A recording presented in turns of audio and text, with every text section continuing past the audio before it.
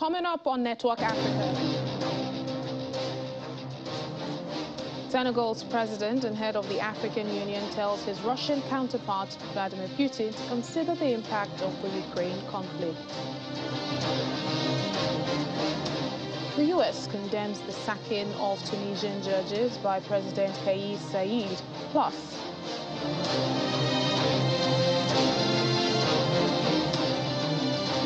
four people killed by Kenyan police at protests over wildlife attacks.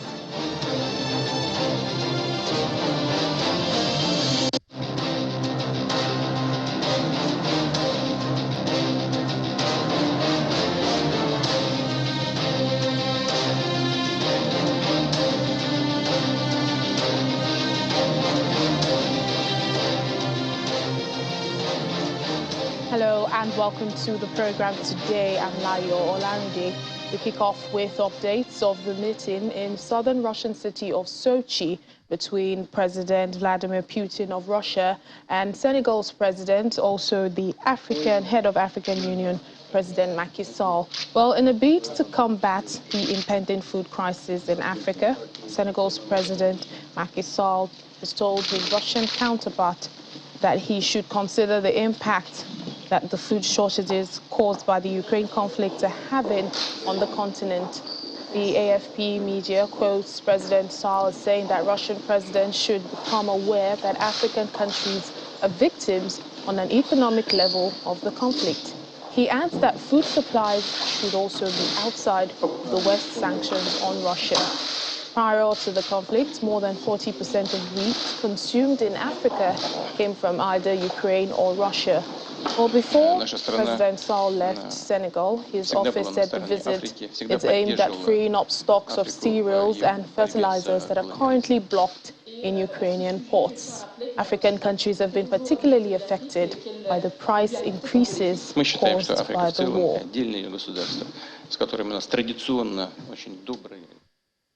Still on the looming food crisis in Africa, Chad's interim president, Mahamat Idris Deby, has signed a decree declaring a food and nutrition emergency in the country. The plea for aid comes before during the meeting between African Union Chairman Macky Sall and Vladimir Putin, who are both discussing Russian grain supplies.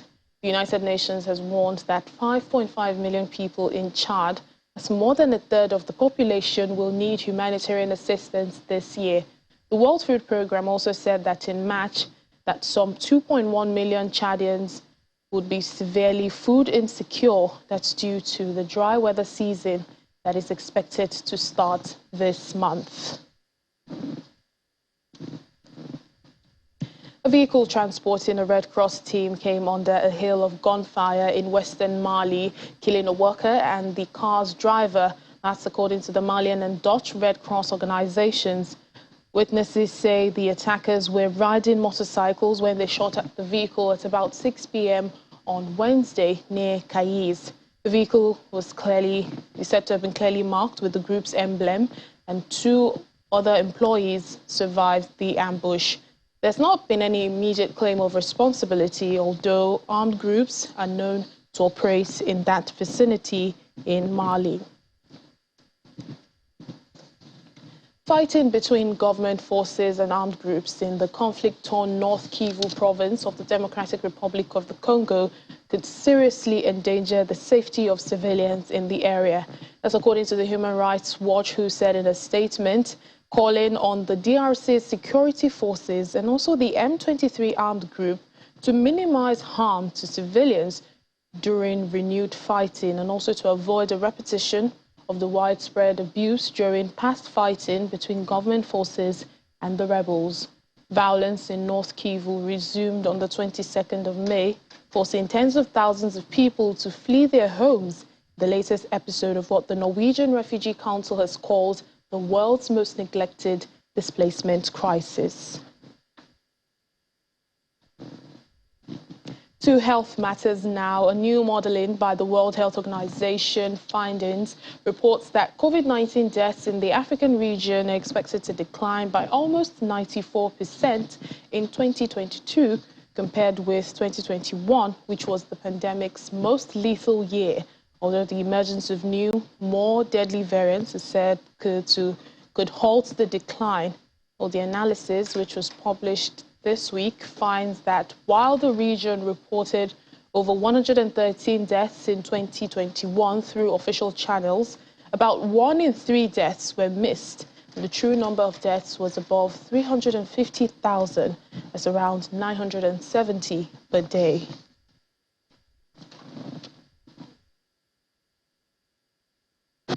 The new analysis anticipates a decline of almost 94% in that number for the region by the end of 2022, while the advances in reducing death rates is a huge achievement and testament to the unwavering efforts of countries and partners. That number is still unacceptably high. Chief of the World Health Organization, Dr. Tedros Ghebreyesus, says the sudden appearance of monkeypox in many countries at the same time suggests there may be an undetected transmission for some time. Dr. Ghebreyesus says that more than 550 confirmed cases have now been reported to the WHO from 30 countries that are not endemic for monkeypox virus. I would like to hand over. More than 550 confirmed cases have now been reported to WHO from 30 countries that are not endemic for monkeypox virus. Investigations are ongoing, but the sudden appearance of monkeypox in many countries at the same time suggests there may have been undetected transmission for some time. So far, most cases have been reported among men who have sex with men presenting with symptoms as sexual health clinics. These communities are working hard to inform their members about the risks of monkeypox and prevent transmission. But all of us must work hard to fight stigma, which is not just wrong, it could also prevent infected individuals from seeking care, making it harder to stop transmission. WHO is urging affected countries to widen their surveillance, to look for cases in the broader community. Anyone can be infected with monkeypox if they have close physical contact with someone else who is infected.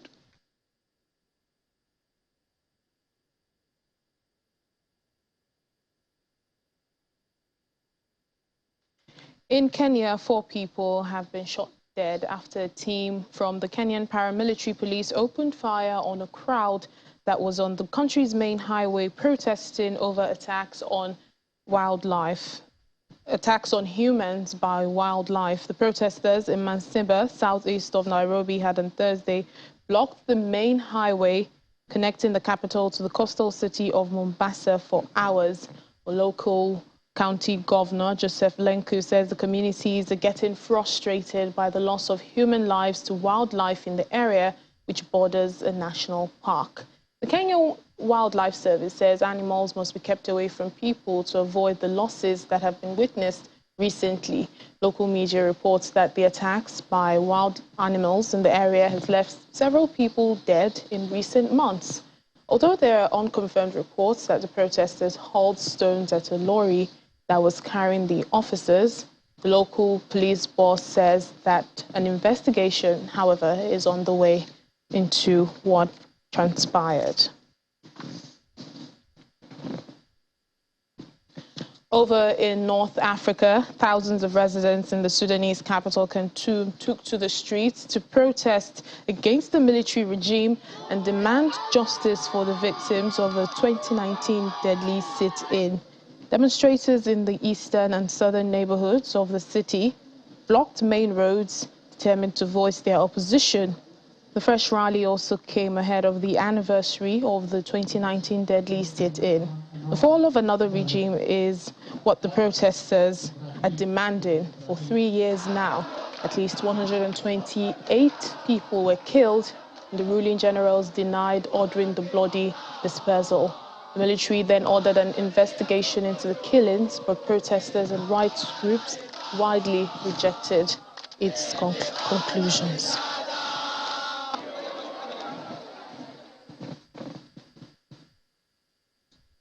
In Tunisia, the U.S. has accused Tunisian President Kais Saied of an alarming pattern of actions undermining Tunisia's independent institutions. And that's after the president fired 57 judges, accusing them of corruption and protecting terrorists. State Department spokesperson for the U.S., Ned Price, said U.S. officials had communicated with their Tunisian counterparts on the importance of checks and balances in a democratic system. He said the U.S. is calling for an inclusive and transparent reform process with input from civil society and also diverse political voices to be able to strengthen the legitimacy of reform efforts in Tunisia.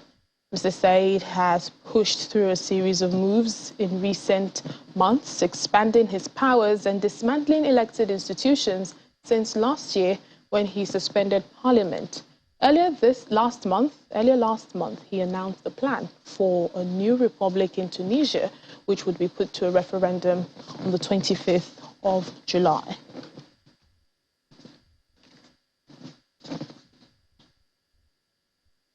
Let's now take you back to one of our top stories for today, coming from Kenya, where 4 people were shot dead by a Kenyan paramilitary officer. We have Cyrus Ombati, a Kenyan journalist, joining us now. Hello, Cyrus.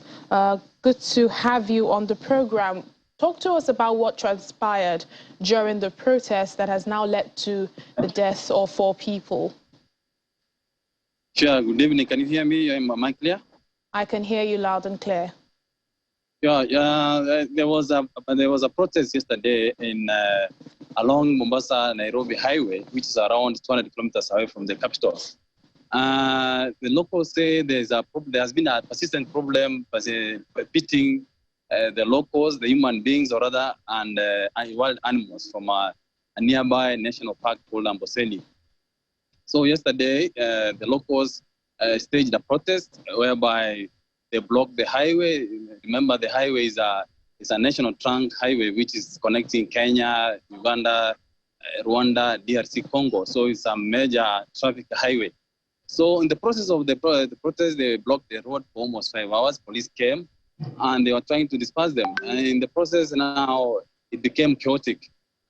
There was stoning of the vehicles which are there. Police reacted and shot dead 4 people, and 6 others were injured. So what is the government saying, especially about the deaths of these people? Who would, suffer the consequences for this? The president himself has dispatched his cabinet secretary in charge of Interior, Dr. Fred Matiang'i, who was at the scene today, and he met the families of those who are affected. He said those affected are going to be compensated, and the president has ordered an investigation into the incident so that action can be taken against the police officers who are involved in the shooting and the bosses who are in charge of the wildlife services. Because this issue has been there, it was not new. The locals have been complaining about the conflict between them and the animals which are coming out of the national park and coming to their homes. Remember, around 7 schools in the area have been closed because of these conflicts in the area. Well, just before I let you go, there have been protests over the attacks on humans by wildlife, just like you have mentioned. But what measures, are the Kenyan wildlife authorities putting in place to curtail these attacks from animals on humans? Well, they have, especially today, the officials who are there, they are saying they are going to put up a fence, which I think is not so much can be of help because of the area is so huge and large. Then they're saying the conflict has been actually become made worse because of the drought which has been ravaging the area, the national park, whereby the animals are now forced to leave the national park and come outside near the homesteads to look for food and water. So they are saying they're going to increase the supply of water to the area so that these animals can get water near where they stay, and then try to mediate the locals to see how they can mitigate the problem. It's an issue of dialogue, trying to put up a fence, trying to increase water supply to the national park so that they can deter the animals from coming out of the national park. Over.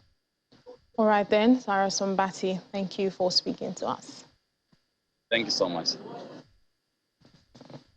We have more stories for you on Network Africa. Still ahead. The Nigerian government signs a 3-year intellectual property rights agreement with a UK-based commercialization group. That's on our Africa Tech. Please stay with us.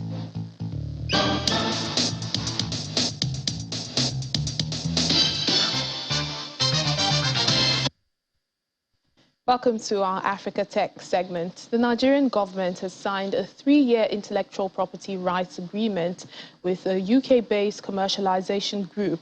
And it's to create a marketplace where Nigerians can sell their intellectual property rights and receive royalties. Well, this agreement would allow Nigeria to develop a platform for creators to commercialize registered intellectual property rights and sell or exchange those rights internationally. Well, joining us now is Beverly Agbakoba Onyejianya, Head of Tech Law Practice at the Olisa Agbakoba Legal. She joins us virtually from Lekki. Hello. Thank you so much, Beverly, for speaking to us on Africa Tech. It's a pleasure to be here. Thanks for having me. Well, for the benefit of those that might not know, can you give us an insight into what intellectual property rights are?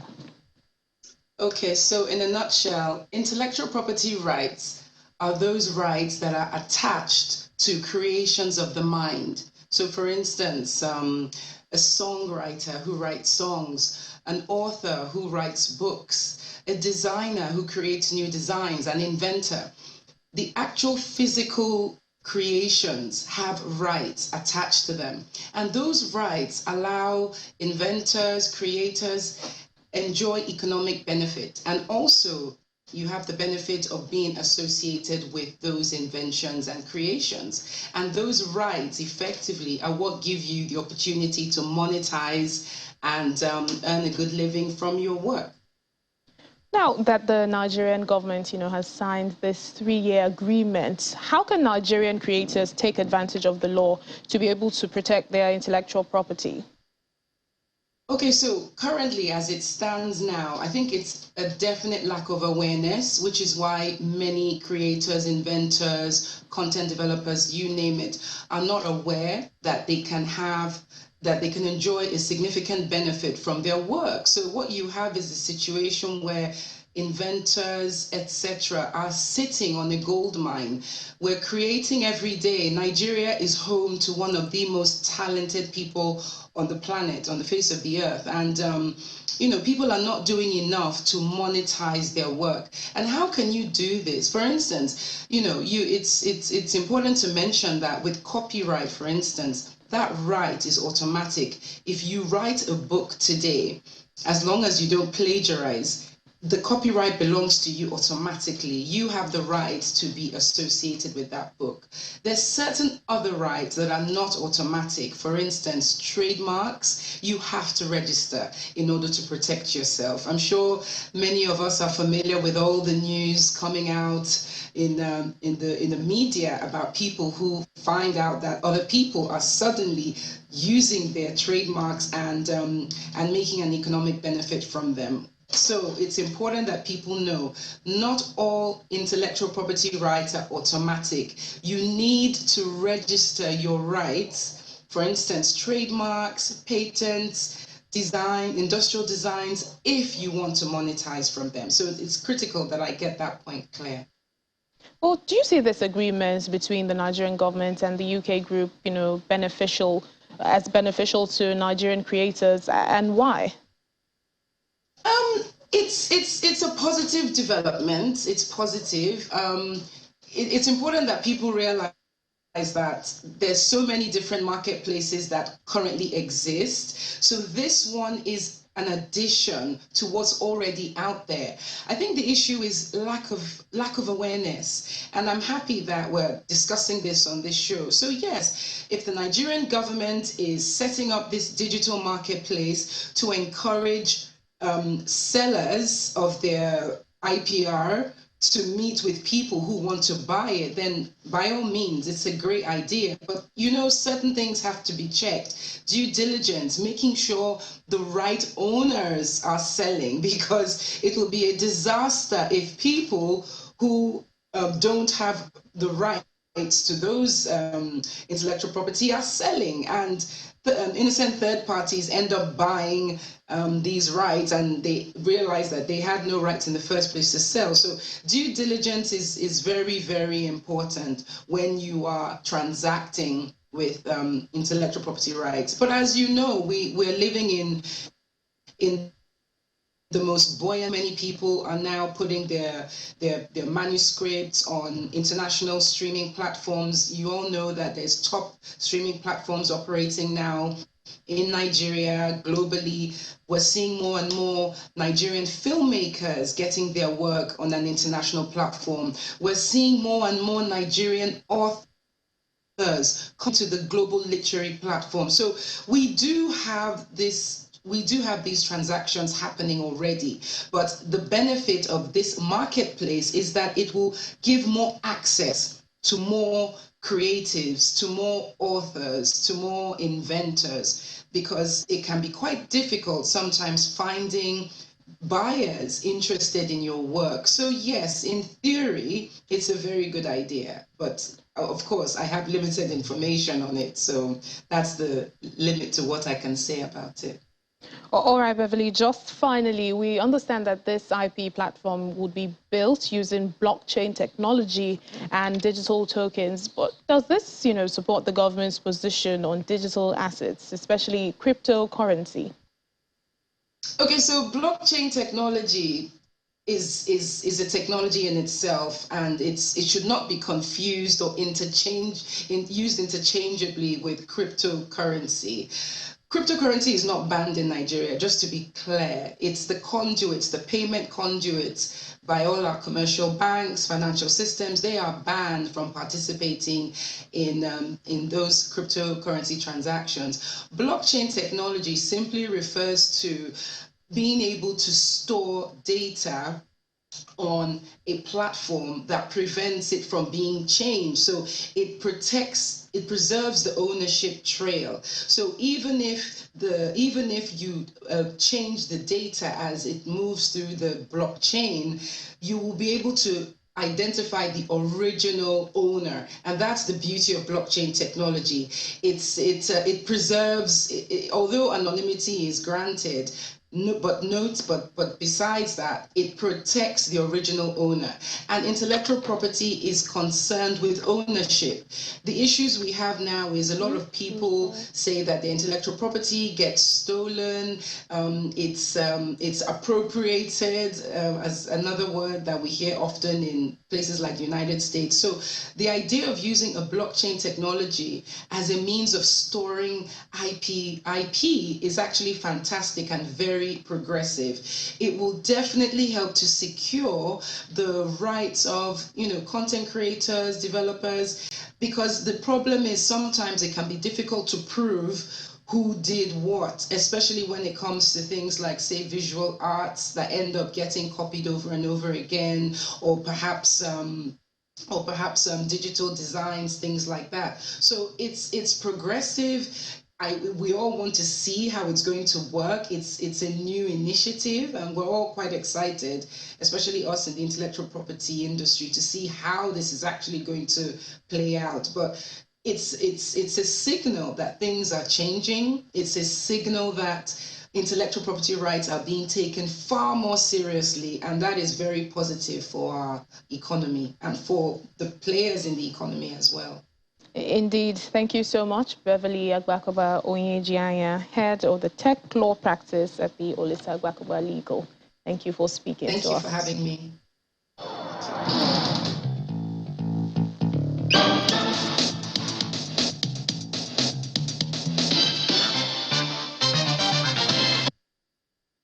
And that's where we end Network Africa today and for the week. Thank you so much for watching. I'm Layo Olarinde. Have a lovely weekend.